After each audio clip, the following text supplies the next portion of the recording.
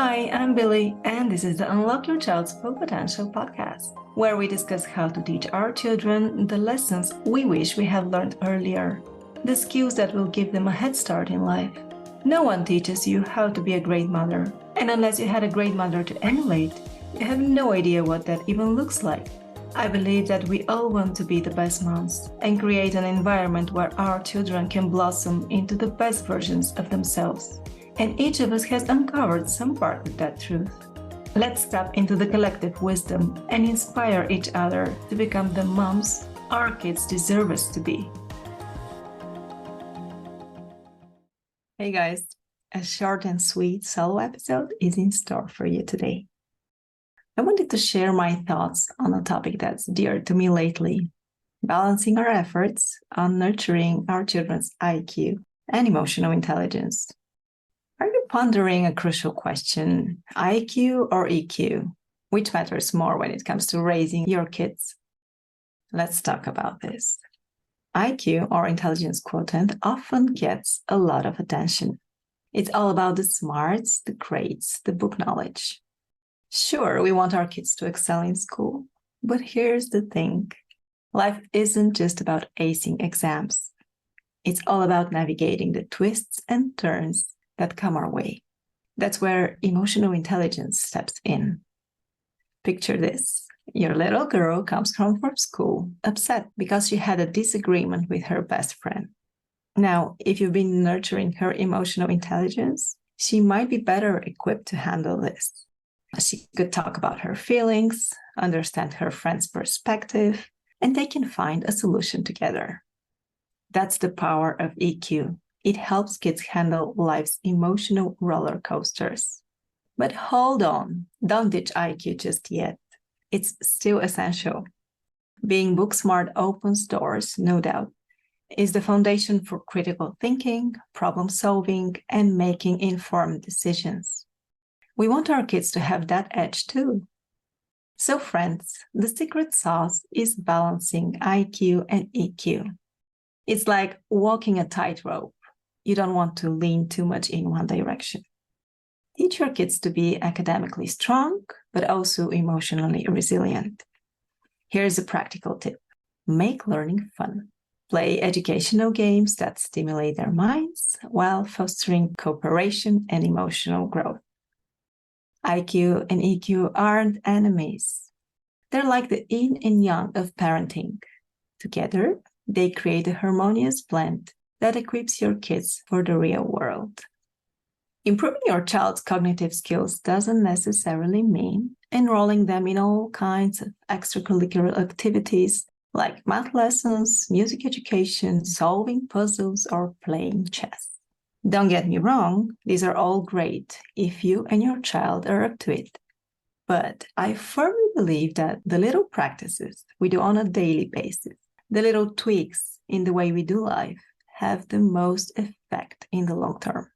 So that's why I invited the brain engineer, St. Rappaport, to share with us some exercises we can do at home to improve our kids' thinking skills. St. was a guest on the show maybe 2 months ago. It's episode 24 if you're curious and you want to check it out. And she gave us some great tools. Let me first give you some background. So behind all skills, there are 28 cognitive functions or thinking skills, as St. likes to call them. We each have some strong ones and some weak areas. But we all, no matter what age, can improve our thinking skills. And how can we do that? By doing some exercises and using specific strategies. My favorite strategy, and the one I use myself, is enhancing the cognitive function clear perception. That's when your kids get overwhelmed before they even start a task, like tidying up their toys, for example, or working on a school paper. The reason might be that their brains are bombarded by too much information. To help them calm their brains, you can teach them to go through their 5 senses and ask themselves, what do I see? What do I hear? What do I feel? Then once they get the information in a clearer way, teach them to ask themselves the question, what is my starting point? What is the first thing I need to do? In the case of cleaning their room, that might be picking up the toys from the floor. Determining a starting point calms their brains and helps them take action. Because the strategies ST gave me worked so well in my family, I decided to invite her to an online summit on the topic of IQ and EQ. So she can talk about the thinking skills we couldn't cover in episode 24 and give us more practical tools to boost our kids' cognitive functions. The summit is next week, October 11th at 7 p.m. Eastern Time, live on Zoom.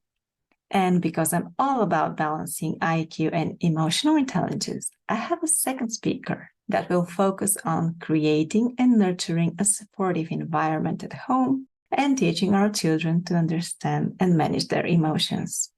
Dr. Talia Jackson is a relationship therapist and the mother of 2 teenage boys. She says she actually enjoys the teen years and the people her boys have grown into. She's definitely someone to learn from. During the event, you'll have the chance to ask your own questions, share your own struggles, and seek advice from these amazing ladies. So go to the show notes and reserve your spot for the summit next week. It's completely free and it won't be aired on the podcast. So if you're interested, save your spot for the event now. Let's raise well-rounded children who thrive academically, emotionally, and socially in our ever-evolving world, where the only certain thing is that it all changes. I'll see you live on October 11th. Thank you so much for listening and letting me be a part of your day. If you enjoyed this episode or the show in general, please share it with a friend and help me reach more moms around the world. Also, if you find some value in this podcast and would like to help support it, please visit my Ko-fi page. The link is in the show notes. Any contribution is much appreciated. And lastly, don't forget to subscribe so you get notified when a new episode drops. I'll see you next week.